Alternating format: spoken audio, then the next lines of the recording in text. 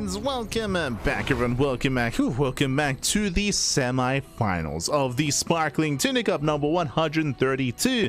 Again, this is a weekly open tournament that we've been running for years, the longest running open cup out there, and we're ready here for our round of 4. As spawning in the bottom right hand corner of Rorschach, we have the South Korean Protoss player. We have the blue Protoss representing Virtus Pro. It is a classic. And spawning in the bottom left hand corner, we have his opponents. We have the red Zerg player, the red Zerg player himself for Team Stouty Balls. It is a GgMaChine. And if you're in the chat, you know what time it is. It is Gamba time. Predictions are open. Place your bets on who you think will claim the series. Best of luck in the chat. Let's go. Let's jump on in. As we have a wild map that we almost never get to see. This is one of the more vetoed maps in the map pool. Welcome to Rorschach. Rorschach has a very short rush distance. As you can see, horizontal spawns. Horizontal spawns. This feature is very unique nowadays. It's rarely seen, but there are definitely maps in the history of StarCraft, even in recent times, like El Dorado, for example. That's maybe the most recent map. El Dorado, Golden Wall, alongside some other more modern maps, do feature this kind of map setup here with close by air, close by ground, and a smaller map in general. Just a smaller map, less bases of course as well, but one of the big features of this map is the healing pad. We have a healing pad dead set in the center of the map, and this will benefit and bolster main pushes or early game aggression, just aggression in general here towards these closer bases. Because of that, taking these closer expansions to the center can be risky because of the threat and because of the value of the healing pad itself. Otherwise, you can expand away, right? You can take this northern base and take the even more further northern base as well, expand away from your opponent or expand towards your opponent. Another reason to expand towards your opponent, by the way, is the hybrid expansion. Here we have half a gold. We have a hybrid base here towards the center of the map. Again, very close to your opponent. It's very isolated, is what I will say. The only way to reinforce this position is to come down the ramp and come down towards the left-hand side. So a very isolated expansion that I would say is very difficult to maintain. But we haven't really seen many games on this map, period. So I can't really say that with too much certainty here. I will say that a lot of our thoughts on Rorschach are merely theoretical, just because we have very little actual data to go off of at the moment. But that's why I'm happy to see us embrace the map. And hey, GgMaChine does expand away. You can see here he does expand away from classic, does not expand towards the healing pad. So it does take that northern base. At the same time, classic going for a standard opener here, going for the Stargate into a third. Should be going for the triangular third, by the way. So here we go. We are settling in. We're going to be opening up.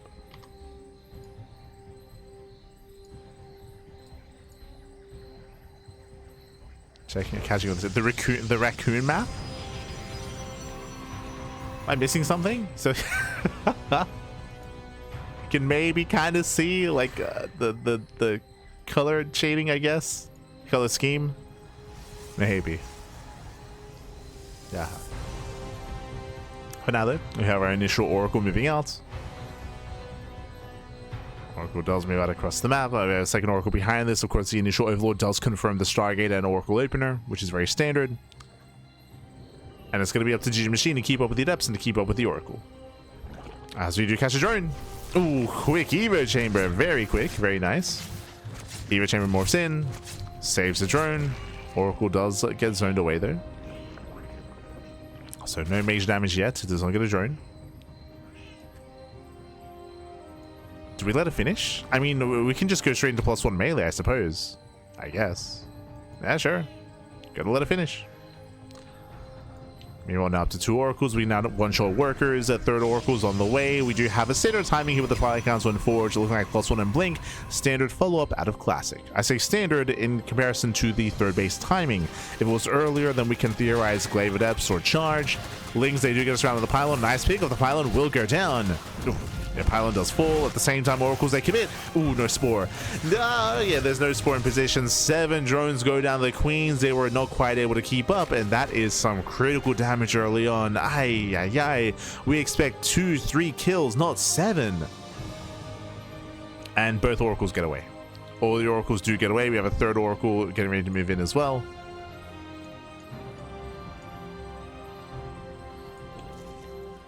So now it's actually back at home. Yeah. Staying back home.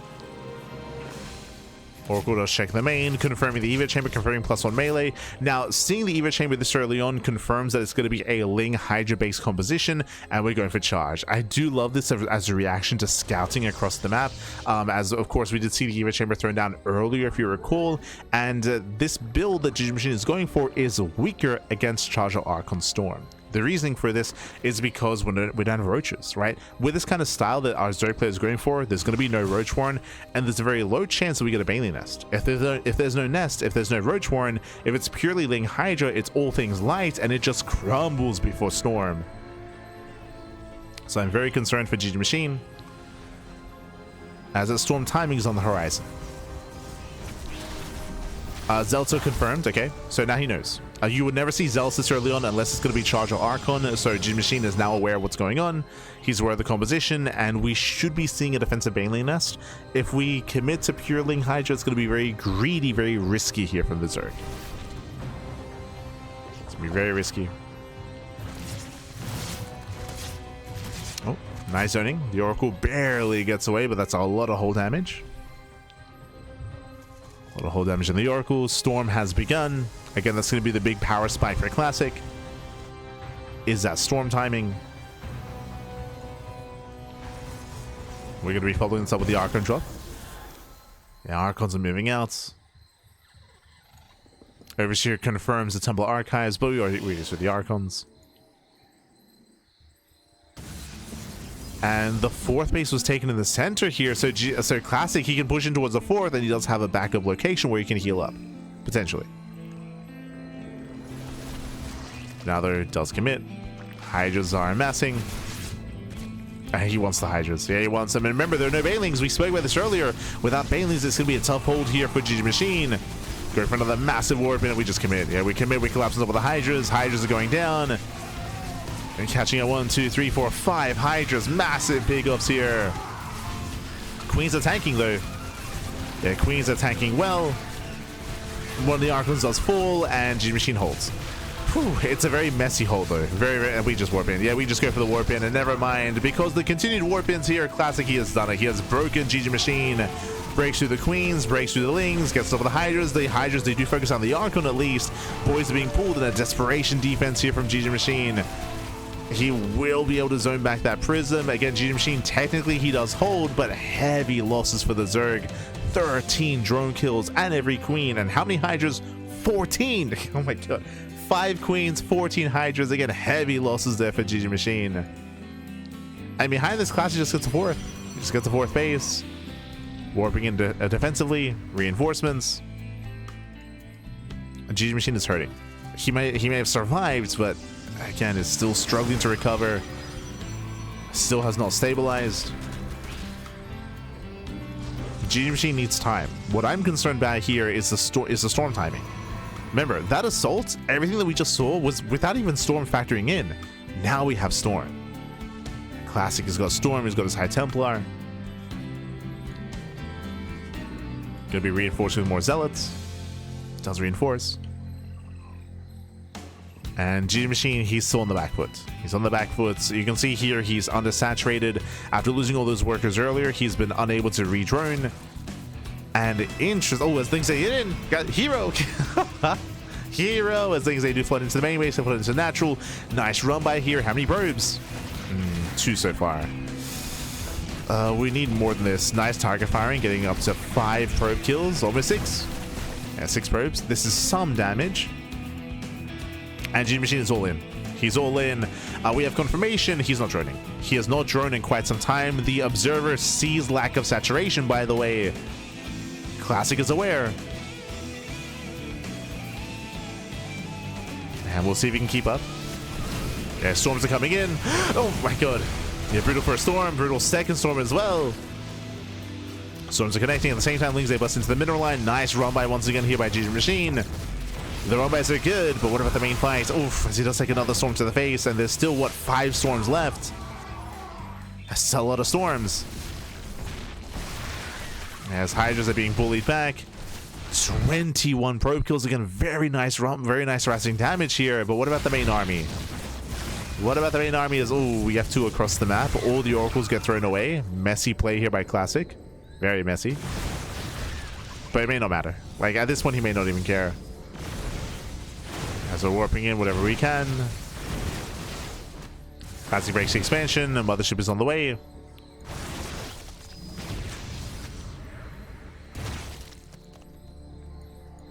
Yeah, GgMaChine, I don't know if you noticed, but Classic, he actually intentionally held on to that warp in. He warped in one Zealot just so he made sure he had a defensive warp in. Shuts down the run by, another Oracle gets thrown away. Again, Classic has been very, I would say he's been a little bit lazy, a little bit cavalier with his control here towards the end, but it's like he can get away with it. Yeah, Massive Storms, GG gets called, and Classic takes game number 1. GG. GG, well played. Classic will take a lead in the series. Again, GgMaChine just had a very rough start, and as I mentioned, he saw the build, he saw charge, he saw the Zealots, he knew what was coming his way, but he chose to try to commit with a Ling Hydra Queen composition. Bearing in mind this does hit faster on this map because of the shorter rush distance on Rorschach, so it hit faster, hit harder, the 4th base was exposed, we had no banelings to defend, so it was a very messy defense. Technically, GgMaChine, he survived the initial push, but it crippled him. It crippled him and he never recovered. He never recovered. He was forced into an all-in, and even though he was doing some nice run-by damage, nice harassing damage with the Lings, it didn't matter. Sure, he killed 21 probes, but he was still dead. Like, he was still crippled, he still could not keep up. And with that, we're getting ready for game number 2. Going to be loading into Lockdown. Oh boy, and we'll see if GgMaChine can bring it back and force the ace match, or if Classic will close it out here and now. Let's go. Let us go.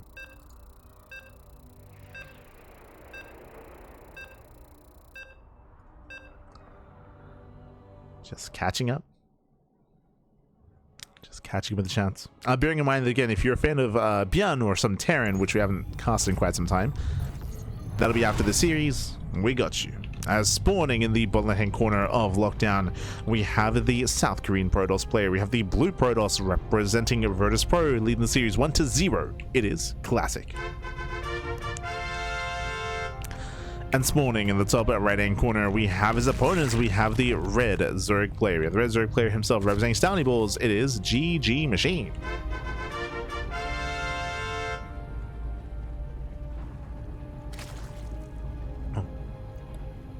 Let's go. Let us go. As we are going to be settling into that second game. Welcome to Lockdown. Lockdown, we briefly spoke about this last series, but Geralt had a very messy start, so we never really got to embrace the map itself. But we do have a high ground expansion here. The spray map, yes, we do have a high ground expansion, ramp coming into the natural, so a very, very secure natural base, and a high ground threat as well as, oh, GgMaChine does go for the hatch block. A little bit, there we go. That first cancellation was a little bit weird from GgMaChine. Yeah, so a little bit inefficient here from our Zerg player, but he does delay. It's all about delaying the expansion as he claims zone base across the map. This will force out a 2-gate response. Okay, so 2-gate response here from Classic, going for double Zealot, going for double Adept, and going for an Adept heavy counterattack. Now, this is nice for GgMaChine. Again, he's forcing a delayed economy, a delayed Nexus, but at the same time, he has to deal with what he's forcing, which is extra gateways and extra gateway units early on. This will force GgMaChine to make early Lings, like he has to make a lot of Lings early on, has to defend with the Queens, and he has to take this seriously.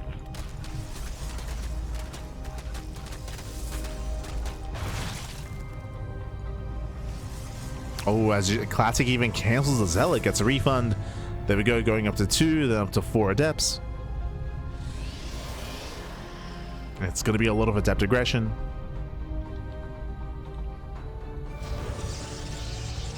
And we'll see if GgMaChine can keep up. We shall see.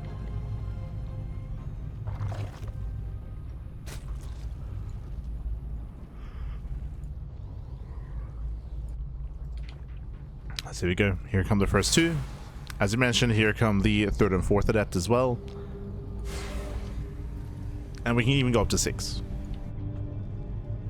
Even up to 6. As Classic shades in. You can see Lings have been amassing. We have 8 Lings so far. And ideally, GgMaChine wants to surround. And Adepts are going to get surrounded. Yeah, nice catch. Nice catch. He gets one. As Classic didn't commit to the shade. We were assuming he was going to shade into the mineral line. He did not. He did not shade in. And so far, a nice defense here by a Zerg player. So far, so good. He will lose one. One drone goes down for 2 Adepts. A better trade for the Zerg. Additional Adepts have arrived, but again, it's still a little bit messy here from Classic. Oof. Does shade away. Shades away. We have the Stargate follow-up. Still making more Adepts, by the way. Still committing. And ideally, he would have a 6 Adept timing, but now he's down to 4. Now he's down to 4 Adepts. He lost the first 2 early on, which should not have happened. And we have a very early Roach War. GgMaChine is going for the all-in. He's going for a Roach all-in. Gonna try to catch Classic with his pants down. All-in on a map with a ramp coming into the natural is a bold move. I'm not too convinced here, but if Classic is greedy, then this could work out. As Classic is getting up to 6 Adepts. GgMaChine attempts to surround. He does get one. He does catch 1 Adept, not bad. And diving on the rest. Good positioning here by Classic. Does position well, does pull away. Behind this, again, we're just letting roaches. There's no drones, no saturation, no third base. GgMaChine is committing here into a 2-base all-in. And it's all or nothing for GgMaChine.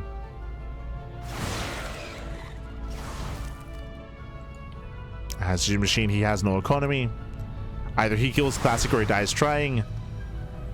Behind this is going to be just a singular Oracle. Ooh, if it was double and triple Oracle, then Classic would be in a better position. But only going 1 into Twilight Council is risky. This upgrade will not come into play.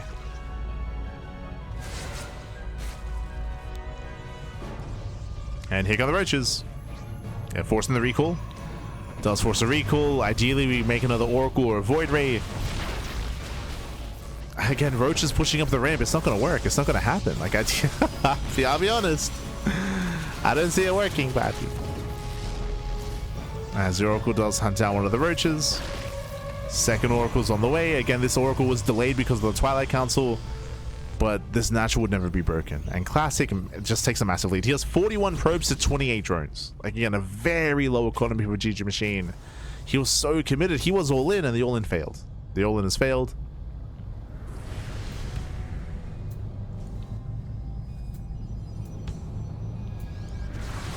Classic is outscaling. Now setting up his third base. And GgMaChine still has nothing at the third. And just now joining up his natural. Oof.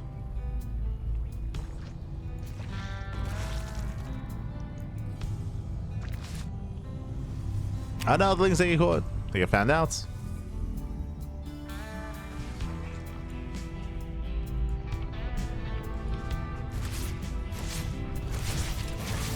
Oracles, they check saturation. They confirm there's no mining here at the third base. They catch 3 drone kills. They also confirm that GgMaChine is droning as well, so he knows that he's trying to transition out of an all-in. Classic is aware of that attempted transition. And Classic should be feeling good about this. They should be feeling good. Show us the Biles. Yeah, Biles, they do connect. Massive Biles onto Adepts. Lings, they trade well for themselves, but this will cost GgMaChine every single Ravager. Every Ravager does force an expensive trade here for the Zerg, considering their low economy.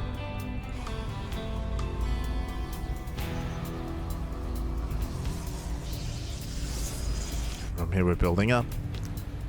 Getting our third Oracle, eventually a delayed Forge. The builds themselves are very messy for both players. They're a little bit all over the place. Oh god. Catching out 3 more drones mid-transfer. Nice catch out of Classic.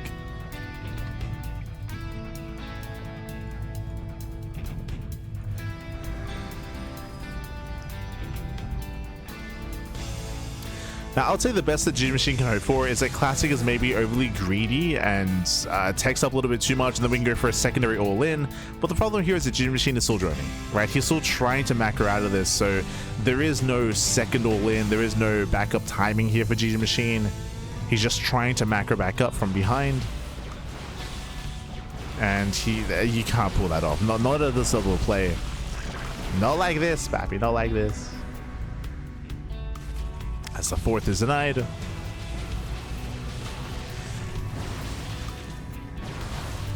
Catching transferring workers, collapsing on the third base. There's no army. Fun fact, there's nothing.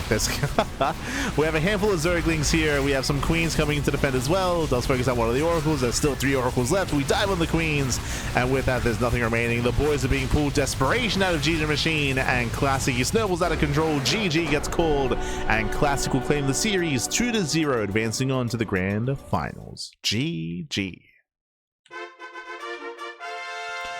GG, well played. A very messy game here with GgMaChine forcing a 2-gate response at a Classic. And honestly, GgMaChine, he defended well. He defended very nicely against the Adepts. He had a decent early game, and then he went into an all-in. An all-in, specifically on Lockdown, is weakened because of the ramp, because of the high ground advantage of the natural. So a weaker all-in falls on its face, and from that moment on, GgMaChine, he was playing from behind. And Classic snowballed out of control. Snowballed out of control. GG, well played. With that, Classic will claim the series. It has advanced on to the grand finals, and Classic is waiting for his opponent. Up next is going to be a PvZ. We have the lower semifinals. It is going to be Björn versus Young Yakov. Oh boy.